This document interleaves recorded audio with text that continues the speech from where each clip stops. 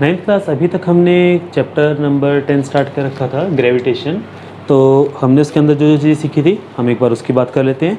हमने इसमें सीखा था सबसे पहले न्यूटन्स लॉ ऑफ ग्रेविटेशन, जो कि हमें क्या देता था, F=g m1 m2 by D square, है ना, ठीक है।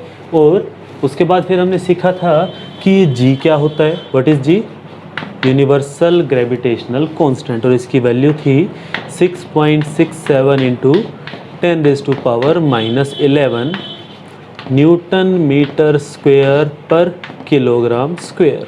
ओके, फिर हमने न्यूटन्स लॉ ऑफ ग्रेविटेशन के एप्लीकेशंस देखे थे कि हमारा जो मून है वो अर्थ के चारों तरफ चक्कर लगाता है due to Newton's law of gravitation, ठीक है। ये जो सेंट्रीपिटल फोर्स की हमने बात की थी इसमें, ठीक है, सेंट्रीपिटल फोर्स जो सेंटर की तरफ खींचता है, ठीक। उसके बाद फिर हमने जो सीखा था वो सीखा था कि न्यूटन्स लॉ ऑफ ग्रेविटेशन की इंपॉर्टेंस क्या है, ठीक है। इंपॉर्टेंस में अपने को जैसे पता लगा था कि हम इसको कहाँ कहाँ यूज़ करते हैं वो अपने को पता लग चुका है।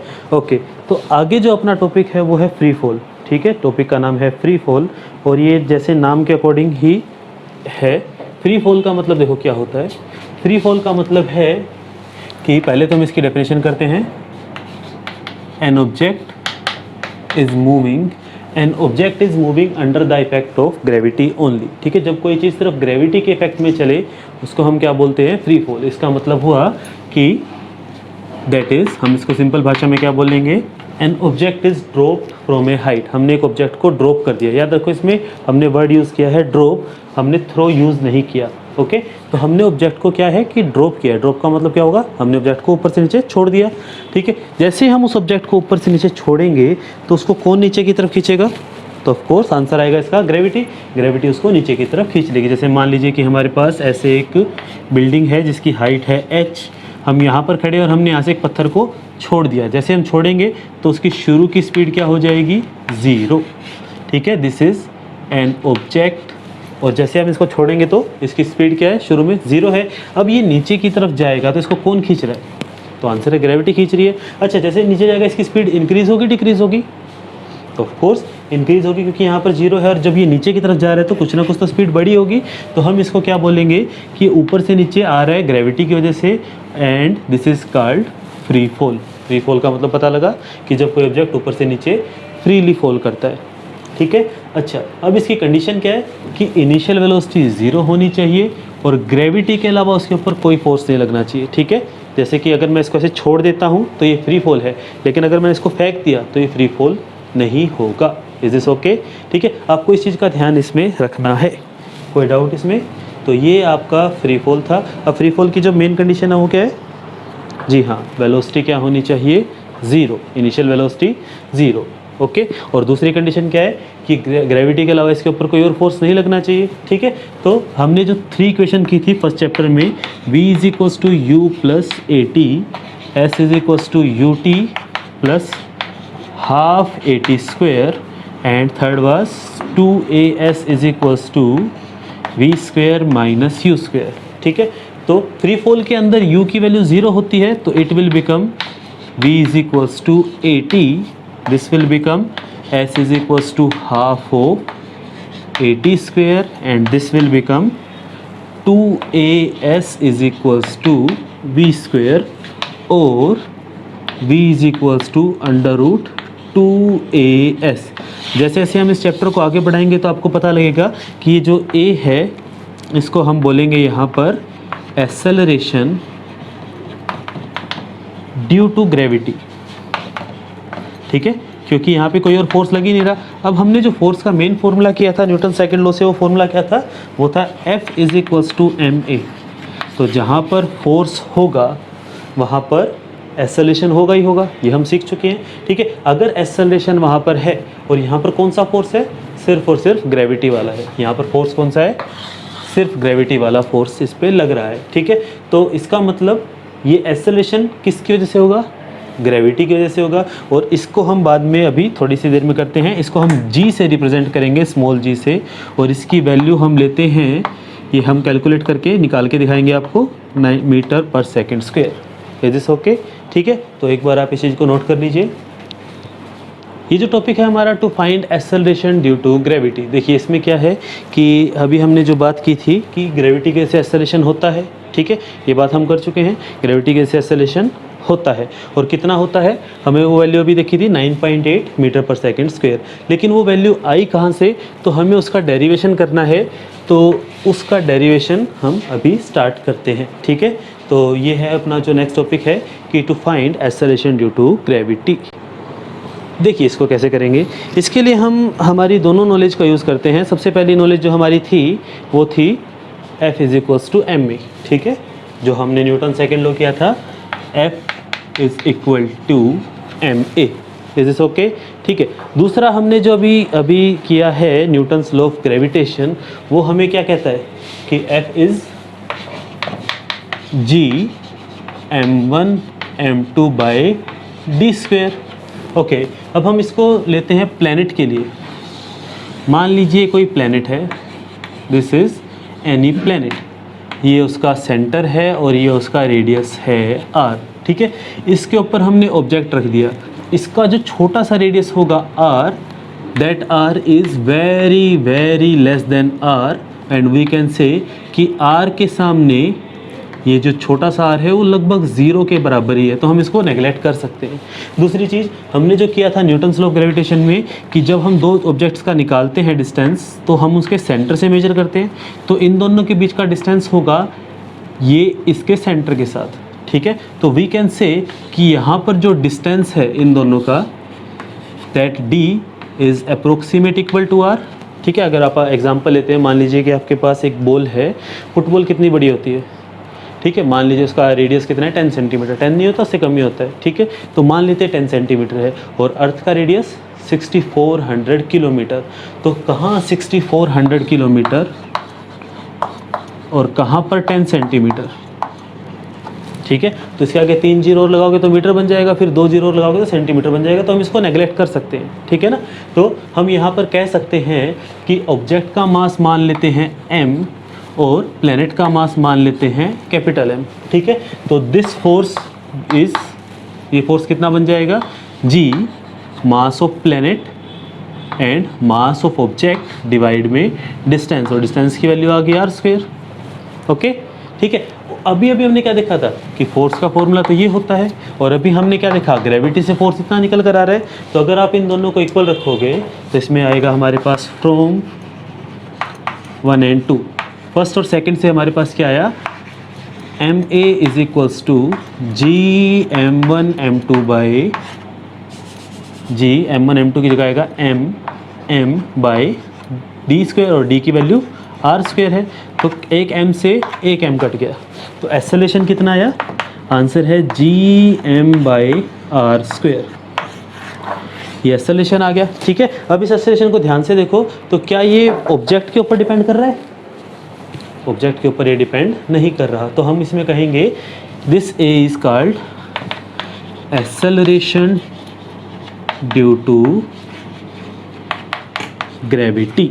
ठीक है, और ये फॉर्मूला क्या बन जाएगा, g is equals to G M by R square. ठीक है, ये g स्मॉल g जो है ये किसके ऊपर डिपेंड करता है, आंसर है प्लैनेट के मास पर, प्लैनेट के रेडियस पर, और ये तो यूनिवर्सल कांस्टेंट था तो इसके ऊपर भी करता है। ठीक है, ऑब्जेक्ट के ऊपर डिपेंड नहीं करता। इसका मतलब ये हुआ कि आप चाहे 5 किलो के पत्थर को ऊपर से फेंक दो, चाहे 50 किलो के पत्थर को ऊपर से फेंक दो, दोनों में एक्सेलरेशन सेम होगा। याद रखना है, एक्सेलरेशन सेम होगा, फोर्स सेम नहीं होगा, क्योंकि फोर्स का फॉर्मूला क्या था, F is equals to M A. तो A सेम रहेगा अगर हम किसी ऑब्जेक्ट को ड्रॉप करते हैं सेम प्लैनेट पे। ठीक है ना, मास अलग अलग होगा तो उसकी वैल्यू भी अलग अलग आएगी। अर्थ के लिए इसकी वैल्यू कितनी आती है, फॉर अर्थ के लिए इसकी वैल्यू आएगी, तो आप इसमें क्या करो, m की जगह मास ऑफ अर्थ रखो, r की जगह रेडियस ऑफ अर्थ रखो, and after solving you will get 9.81 metre पर सेकेंड स्क्वायर, जिसको हम लगभग 9.8 मीटर पर सेकेंड स्क्वायर ले लेते हैं, और कैलकुलेशन इजी करने के लिए इसको 10 भी ले लेते हैं। ठीक है, तो ये है आपका एक्सेलरेशन ड्यू टू ग्रेविटी। ठीक है, अर्थ का जो मास है अपने पास उसको आप इसके अंदर वैल्यू पुट करो, अर्थ के रेडियस की वैल्यू पुट करो, और उसको जब हम सोल्व करेंगे तो हमारे पास आंसर आएगा 9.81। Is this okay? एक बार आप इसको नोट करो, सबसे बड़ा कन्फ्यूज़न हमें रहता है कि स्मॉल जी और कैपिटल जी में डिफरेंस क्या है। तो इसके 3 डिफरेंस मैंने आपको सामने लिख दिए हैं, एक बार आप इनको नोट कर लीजिए। फर्स्ट डिफरेंस जो है, it is acceleration due to gravity. Small G को हम क्या बोलते हैं? एक्सेलरेशन ड्यू टू ग्रेविटी, ठीक है। और कैपिटल जी को हम क्या बोलते हैं? यूनिवर्सल ग्रेविटेशनल कांस्टेंट, ठीक है, यूनिवर्सल ग्रेविटेशनल कांस्टेंट। इसकी value, it values change with height, depth, planets, sun, stars etcetera. अगर आप हाइट पे जाओगे तो इसकी वैल्यू कम ज़्यादा हो सकती है, ठीक है। हाइट पे जाते जाएंगे इसकी वैल्यू कम होती जाएगी। अगर हम धरती के अंदर जाते हैं, गड्ढा खोद के जाते हैं, तो भी इसकी वैल्यू कम हो जाती है। इसकी वैल्यू सरफेस के ऊपर मैक्सिमम होती है, ठीक है। लेकिन इसकी वैल्यू आप इस यूनिवर्स के किसी भी कॉर्नर में चले जाओ, वहाँ पर भी इसकी वैल्यू वही रहेगी। इसकी अर्थ के लिए वैल्यू है 9.8 मीटर पर सेकंड स्क्वायर, और हम इसको कैलकुलेशन के लिए क्या ले लेते हैं? 10। और इसकी value 6.673 into 10⁻⁻11 newton metre square पर किलोग्राम स्क्वायर, ये इसकी SI यूनिट है। ओके, तो ये चीज़ एक बार आप नोट कर लीजिए, दिस इज़ वेरी इंपॉर्टेंट। ये क्वेश्चन एग्जाम में कई बार पूछा जाता है, 2 मार्क्स 3 मार्क्स में, दैट डिपेंड्स। नेक्स्ट जो टॉपिक है अपना वो है मास एंड वेट, कि मास और वेट में क्या डिफरेंस होता है। सुनने में हमें लगता है कि कोई डिफरेंस नहीं है, क्योंकि हम बचपन से इनको यूज़ करते आ रहे हैं, ठीक है। मास और वेट को हम एक जैसा यूज़ करते हैं, लेकिन रियलिटी में इनमें डिफरेंस होता है।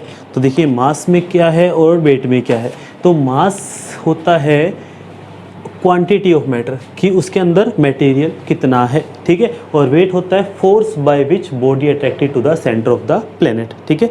जो हम अभी धरती पर खड़े हैं, ठीक है, जैसे आप थोड़ा ऊपर जंप करते हो तो अर्थ उसी टाइम नीचे खींच लेती है, तो अर्थ ने नीचे की तरफ खींचा, उस फोर्स को हम बोलते हैं वेट, कि कितने फोर्स से खींचा, ठीक है ना।